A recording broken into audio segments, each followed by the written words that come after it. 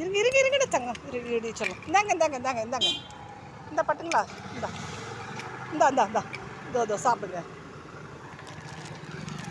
சாப்பிட்றா, சாப்பிடுங்க சாப்பிடுங்க சாப்பிடுங்க.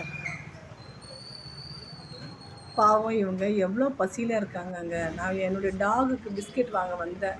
பார்த்தா 3 பேரும் பாவமாக படுத்துருக்காங்களேன்னு சொல்லிட்டு பிஸ்கெட் போட்டேன்.